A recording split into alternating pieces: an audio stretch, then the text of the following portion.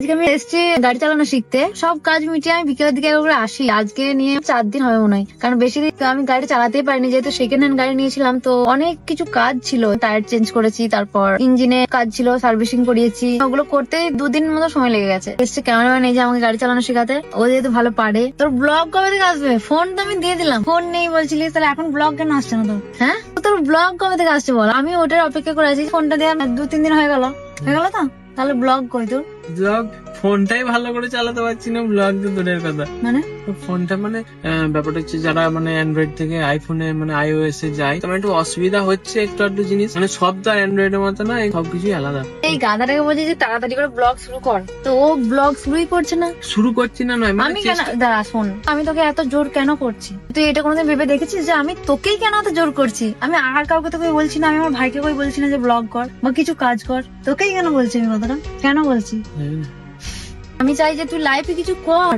তোকে ছুঁয়ে বলছি, আমি নিজের ভাইকে আমি অতটা জোর করি না কোনোদিন যতটা আমি তোকে করি, কারণ আমি চাই তুই লাইফে অনেক বেশি সাকসেস হ। তো আমি বুঝতে পারছি না যে তোকে আমি কি করে শুরু করবো। তোকে যে বললাম যে ক্যামেরা আমি করবি, চেষ্টা করেছি অনেক, মানে এতটা সহজ না, একটু সময় লাগছে, কষ্ট হচ্ছে, তারপরে ভয়। তুই তোর ফোনটা ওপেন কর, তুই আজ ব্লগ শুরু করবি। আমি না ওপেন কর, এখানে আয় সরাই। এই যে এবার কিভাবে বলবি, কি বলবি বল? তোর মনে যেটা আসবে তুই সেটা বলবি, মানে মনে তোর কিছু তো একটা আসবে, তোর যেটা আসবে তুই সেটা বল। অনেক অনেক থ্যাংক ইউ ফোন গিফট করার জন্য। প্রথমে তোর প্রথমে মনে এসছে অনেক অনেক থ্যাংক ইউ ফোন গিফট করার জন্য। সেইটা নয়, ব্যাপারটা হচ্ছে আমার মনে এটাই অনেক সময় চলছে, মানে কি আমার কাছে তো এটা অনেকটা বড় একটা জিনিস, এটাই আমার চলবে অনেক মনে মনে। যারা প্রথম ব্লগ শুরু করবে তাদের এই মনে এটা হয়, একটা ভয় থাকে। তুই বাড়িতে কিভাবে চেষ্টা করেছিস বল? চেষ্টা করেছি, মানে কি অন ক্যামেরায় কথা বলাটা, গুছিয়ে বলাটা খুব কষ্ট। আর এই প্রথম প্রথম ওরকম হয়, সবার ওরকম হয়েছে, মানে আমারও হয়েছে। যারা আমার প্রথম ব্লগ গুলো দেখবে তারা দেখে পুরো হেসে মরে যাবে আমি কিভাবে ভয়েস দিয়েছি প্রথম ব্লগে। তুই দেখেছিস তো, তুই তো জানিস। হ্যাঁ হাসি, মানে সিরিয়াস কথা, মানে আমার মুখটাকে দেখি মনে হয় সিরিয়াস কথা বলতে পারি না। না চল আজকে তোকে ব্লগ শুরু করতে হবে, চল।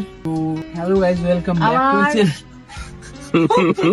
তো বলেছি না hello guys welcome back to my channel, এত কিছু দরকার নেই। এই যে আমার 10 লক্ষ মেম্বার আছে, আমি কখনো ইন্ট্রো দিতেই পারি না। অনেকে কত সুন্দর করে শুরু করে বলতে ব্লগ, আমার কোনো পাই না। আমার খালি একটাই ডায়লগ, আজ আমি গেছিলাম এখানে, আজ আমি গেছিলাম ওখানে। আমার ভাই, আমার মানে বাড়ির সবাই আমাকে ওটা বলি লাল করে। হ্যাঁ আজকে আমি গেছিলাম মামাদের বাড়ি। তো তোকে ইন্ট্রো প্রথমে দিতে হবে এমন কোনো মানে নেই। তুই যেটাই বলিস মন থেকে বলবি, শুধু কোনো কিছু ফালতু বলিস না, যেটা মনে আসবে সেটা বলবি। সেটা বলে ভুল হোক, মনের কথাটা বলতে মনের কথা বলবি।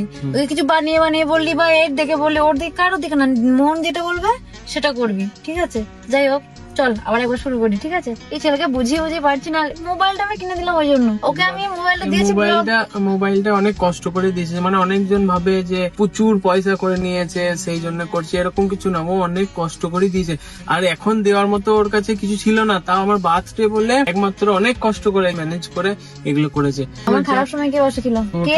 দাদা কে একটু একটু করে টাকা জমিয়ে আমাকে মাইক কিনে দিয়েছিল? ওই সময় যখন তুই পাশে ছিলিস, ওটা টাকা দিয়ে বিচার করা যায় না। ভাইকেও বলেছি, যেটা তুই করতে চাইবি আসলেই মন থেকে সেটাই করবি। জোর করে ফ্যামিলি চাপে, ধরো তোমার পুলিশ হওয়ার ইচ্ছা আছে, কিন্তু ফ্যামিলি তোমাকে বলবে যে তুমি ডাক্তার হও, সেটা আমি কোনোদিন করবো না। তোর যেটা হওয়ার ইচ্ছা আছে আমি তোকে সেটাতেই সাপোর্ট করবো। সেই ক্ষেত্রে তোর যেহেতু ব্লগার হওয়া মানে ব্লগিং করার ইচ্ছা ছিল, তো তার জন্য আমি দেখলাম যে লেট করে লাভ নেই। ব্যাপারটা হচ্ছে তোমার সাপোর্ট থাকলে, আমি যদি আমার বাড়ির কাজ সারা জীবন আমার সঙ্গে থাকো তাহলে মানে পসিবল, সারা জীবন মানে যদি সঙ্গে থাকো আর কি, মানে সরি বলতে হলো, মানে আমার সঙ্গে যদি থাকো, সাপোর্ট করো আমাকে। দেখ, কেউ কারোর সঙ্গে সারা জীবন থাকতে পারে না, পারে কি? বন্ধুত্ব আমার যখন অন্য কোথাও বিয়ে হয়ে যাবে বা তোর যখন হয়ে যাবে, তুই কি আমার সঙ্গে পারবি থাকতে? পারবি না। তো আমি এখন যতদিন আছি আমি তোর পাশে আছি। আমি জানি না বিয়ের পর আমি কতটা তোর পাশে থাকতে পারবো, ওই জন্য আমি তোর জন্য এত কিছু করছি। হয়তো আমার বর এমন হলো যে তোর সঙ্গে কথা বলতেই দিল না কোনো কারণে, তখন কিন্তু বাড়িতেই থেকে যা, বিয়ে করার দরকার কি আছে?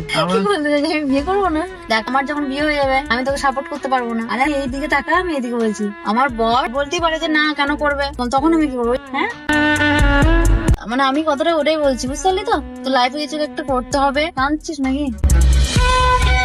কাঁদছিস কেন? তুই কাঁদছিস না।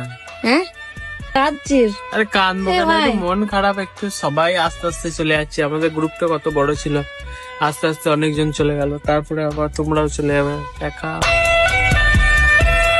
আমি কাঁদিনি, তোর চোখ বলছে তুই কাঁদছিস। আর বালি ঢুকে গেছে।